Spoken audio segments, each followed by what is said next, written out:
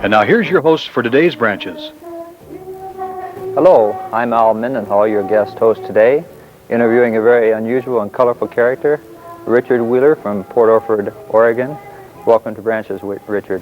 Richard Wheeler's ministry. Be here. It's a privilege to be able to come and share some of the things that I have for our viewers and for you, and it's an opportunity. You have a ministry among young people down in Port Orford and throughout Oregon with Royal Rangers, and in the church that you attend, you're the assistant pastor of the Port Orford Assembly there, aren't you? Yes, Al. And what are you involved in exactly?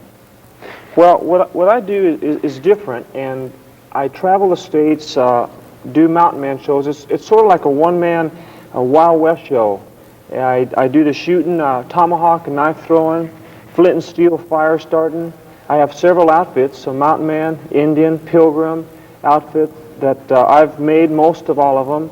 We were talking before the show began that some of the things that we had, that you had experienced earlier in your ministry in Port Orford, and of course I've been down to your home in Port Orford. This hat you have on your head, did you kill that, or how did you come about?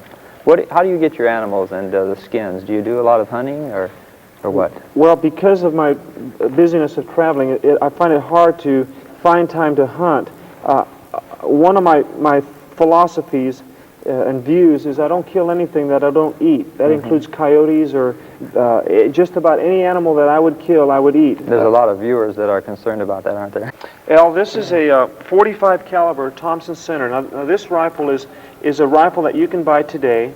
It's a commercial product. If you buy it already pre-assembled, it'll run you a little over $200. It actually fires. It actually fires. It's a serviceable rifle. I use it for rendezvous shoots. I use it for hunting. It's frustrating for hunting. I've got to tell you, you've got a disadvantage. You've got one shot, and that's all you've got. And you got to quickly reload and fire. And the first year hunting, I went out with it. I misfired. The cap got wet. Particular skin a different color than the one you have on? That's a good question. Now, buckskin and any animal, when you take the hide off of it, it's going to be a light color. When you take the fur off of it, it shows the color of the hide, which is a light creamy color, and that is why it's white. Now, the Indians, what they did, and it acted as a waterproofing agent, was they smoke tanned their outfits.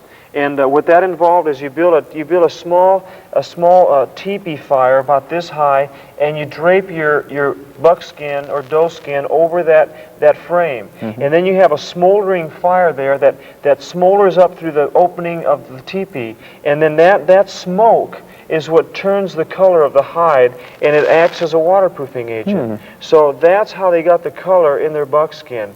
Now, many of the women, they wore white. They would tan it white without smoking it. So they had different outfits for different occasions and different ways of doing it. Now, a lot of people wonder, well, why do you have tassels? What is the significance of tassels? Is it for looks? Well, the significance of the tassels, from what I've researched and studied, is that when it would rain, the rain would sort of collect on these tassels. As it runs down, these become like a gutter. Is that right? And a trough, and the water runs in and then beads off rather than soaking your entire buckskins. So the tassels were put in strategic places to keep the water from coming on and soaking the hide. Many of the Indians decorated it, like this would be a ceremonial. Those are bear claws. These are bear claws. They decorated their outfits with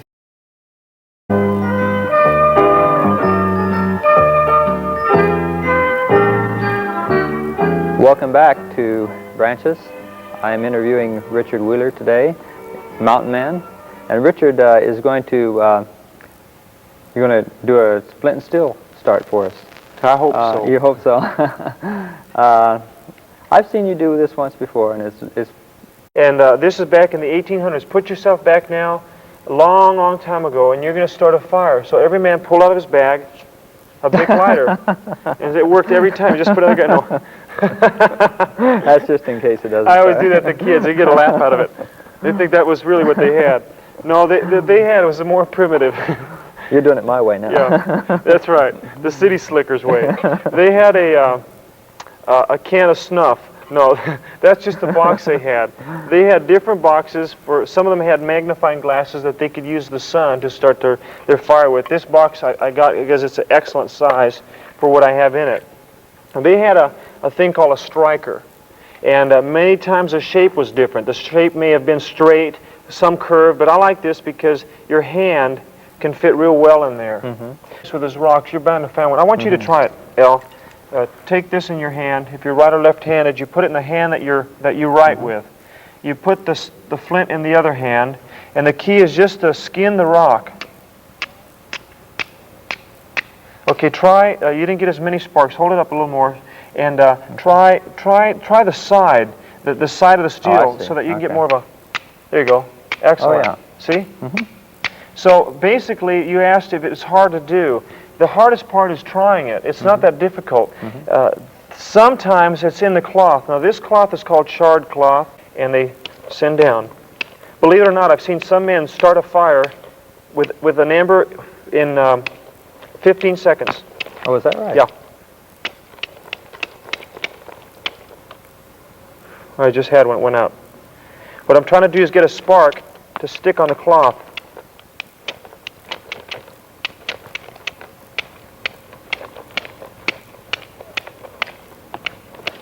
Once you have the ember on there, you've got it made. The fire will just take off. The hardest part is actually getting.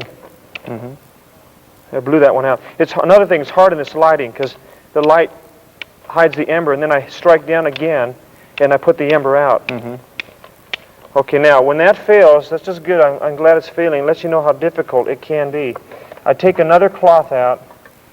I set it up on the stump. Because see, what I'm doing now is I'm getting the embers on the cloth, but I'm missing. I'm knocking the fire out because I'm hitting it with my hand. So I'll set my charred cloth on the stump and work and it then that get way. your big lighter out, right? Yeah, get my big lighter.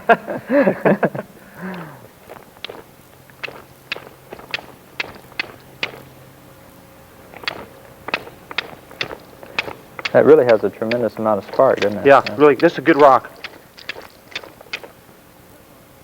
Okay, I got it. The fastest I've ever done this is in 15 seconds, so it's taking a little longer today. But there's what I'm looking at. There's an ember that's lit on the cloth. Then you set your cloth on your nest or your dried tinder. Of course, you should have your rest of your fire ready to go. And you wrap it up in there.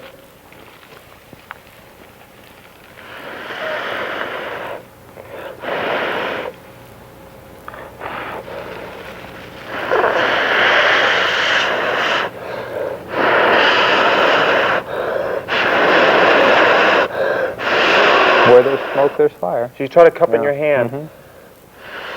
Now this is where you can pass out. What do you know? And that's all it took. Isn't that interesting?